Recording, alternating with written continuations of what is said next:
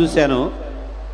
కానీ మీ అంత యాక్టివ్గా ఒక యువకుడులాగా అసలు మీరు మాట్లాడుతుంటే నాకు ఒక రకమైనటువంటి అసూయ కలుగుతుంది. భగవంతుడు మీకు ఇంత శక్తినిచ్చాడు. నేను ఒక టీచర్గా ఒక గంట సేపు చెప్పిన తర్వాత రెస్ట్ తీసుకోవాలని కోరుకుంటా. నేను మీ యొక్క స్పీచ్ ఎప్పుడు వింటా, అసలు ఎప్పుడు కూడా అలసట కానీ దాంట్లో తప్పులు కానీ ఎక్కడ దొరికినట్లు నాకు కనిపించలా. కానీ భగవంతుడు మీకు ఇలాంటి వాగ్దాటి ఇచ్చినందుకు, శక్తినిచ్చినందుకు నేను ప్రత్యేక ధన్యవాదాలు తెలియజేసుకుంటూ, ఒక సోషల్ స్టడీస్ టీచర్గా నాకు ఒక డౌటు నా మదిలో లెగుస్తుంది. ఎందుకంటే నేను ఈ మధ్య సంక్రాంతి సెలవులకి హైదరాబాద్ వెళ్ళే, ఇంతవరకు నేను ఎప్పుడూ చూడాల. 12 గంటల తర్వాత హైదరాబాద్ వెళ్తే మా అల్లుడు కారులో తీసుకెళ్తుంటే అసలు సింగపూర్ ఎలా ఉంటుందా, అమెరికా ఎలా ఉంటుందా, జపాన్ ఎలా ఉంటుందా అని నాకు అనిపించింది. అంత అభివృద్ధి చేశారు. సరే, ఇప్పుడు మీరు నా సందేహం ఏంటంటే జనాభా నిర్వహణ చేయాలి మనం. మీరు ఇప్పటికే సంక్షేమ పథకాలు అభివృద్ధిలో చాలా ముందుగా ఉన్నారు. మరి జనాభా నిర్వహణ అతిగా పెరిగితే ఇలాంటి హైదరాబాద్ లాంటి పట్టణాలను మనము ఎక్కువగా అభివృద్ధి చేయవచ్చా, సంపద సరిపోదా లేదా అనేది నాకు ఒక డౌటు. ఎందుకంటే నేను పక్కా పల్లెటూరు నుంచి వచ్చా. ఇప్పటికీ విద్య, వైద్యము, ఆరోగ్యము ఈ రంగాల్లో పల్లెటూరులో ఇంకా చాలా అభివృద్ధి చేయాల్సినటువంటి ఆవశ్యకత ఉంది. కాబట్టి దానికి సంపద కావాలి. ఆ సంపదని సృష్టిస్తారు మీరని నాకు నమ్మకం ఉంది. మరి మా పల్లెటూర్లు కూడా ఆ హైదరాబాద్ లాగా కళకళ ఆడాలని, ఒక సింగపూర్ లాగా పల్లెటూర్లు అవ్వాలని నేను కోరుకుంటున్నాను. ఆ విధంగా అవటానికి సంపద సరిపోతుందా లేదా అనేది నా ఒక doubt sir. Thank you brother. నువ్వు అనేది ఒక్క విషయం మనం గుర్తుపెట్టుకోవాలి. సహజ వనరులు, మానవ సహజ వనరులు నిర్మాణం చేసే దాంట్లో మానవుల యొక్క పాత్ర, దాన్ని ఏ విధంగా కన్వర్ట్ చేయడంలో కానీ. మూడవది మానవ వనరులు. నా లెక్క ప్రకారం అన్నింటికంటే గొప్పది మానవ వనరులు.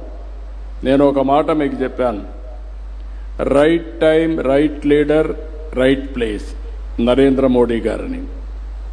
ఒక దేశానికి కానీ, ఒక కుటుంబానికి కానీ, ఒక గ్రామానికి కానీ, ఒక కంపెనీకి కానీ leader is very very important. నిన్న కూడా మాట్లాడుతూ బిల్ గేట్స్ ఒక మాట అన్నాడు, ఇంకా 100 సంవత్సరాలు అయినా ఏఐ వస్తుంది, క్వాంటమ్ కంప్యూటింగ్ వస్తుంది, సృజనాత్మక శక్తి రాదు, అది ఇవ్వాలంటే మనుషులే ఇస్తారని చాలా స్పష్టంగా చెప్పాడు. ఈ విషయం మీరు గుర్తుపెట్టుకోవాల్సిన అవసరం ఉంది. ఈరోజు కొన్ని దేశాలు ఏజింగ్ ప్రాబ్లంతో సతమతం అవుతున్నాయి. వాళ్ళ దగ్గర డబ్బులున్నాయి, ఆస్తులున్నాయి, సంపద ఉంది.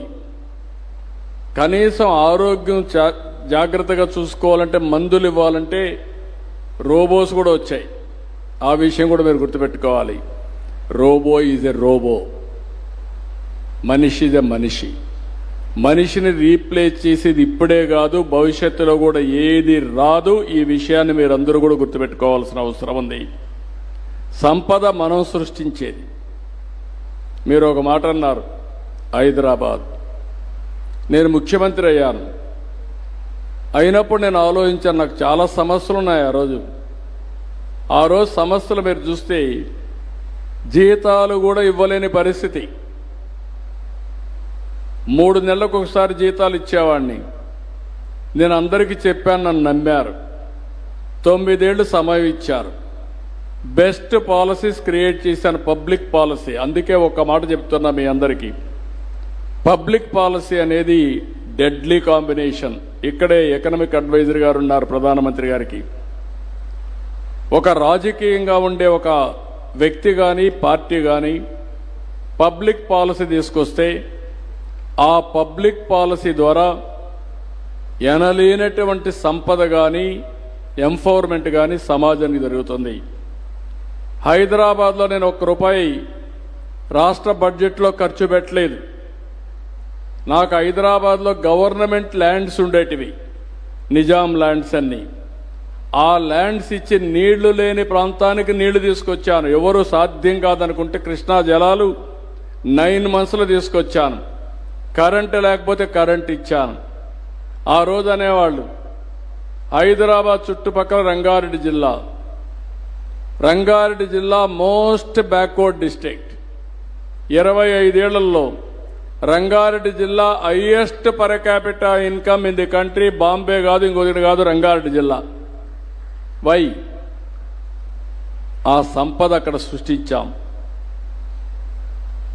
Government of India economic reforms వచ్చినాక పీపీపీ మోడల్స్ వచ్చాయి. మనం డబ్బులు పెట్టడం లేదు, అవకాశాలు ఇస్తున్నాం. వాళ్ళు పీపీపీ మోడల్లో క్రియేట్ చేశారు. ఒక hi tech city P P P model. IT companies వచ్చాయి, బయోటెక్నాలజీ పార్క్ వచ్చింది, ఇంటర్నేషనల్ ఎయిర్పోర్ట్ ₹1 లేకుండా కడితే ఈరోజు 17% హైదరాబాద్ అభివృద్ధికి ఒక ఎయిర్పోర్ట్ సహకరిస్తూ ఉంది. ఒక ఔటర్ రింగ్ రోడ్ వేసాం, 165 కిలోమీటర్లు. అది హైదరాబాద్కు ఒక వడ్డాణ మారిగా తయారయ్యే పరిస్థితి వచ్చింది.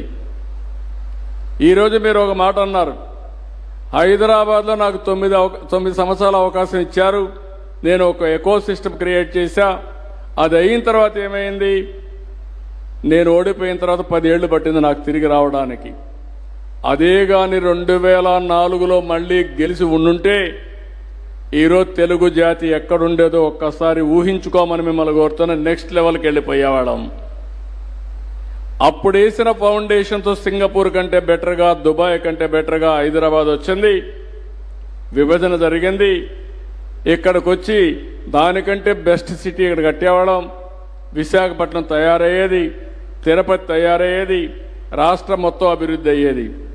అందుకే ఈరోజు మీకు అందరికీ ఇక్కడ టెంట్లో వేసి ఇక్కడ కూర్చొని ఏ కార్యక్రమం జరిగినా అమరావతి నుంచే చేయాలనే దృఢ సంకల్పంతో తొందరలోనే ఇక్కడ కన్స్ట్రక్షన్ జరగాలని ఇక్కడే పెట్టాను.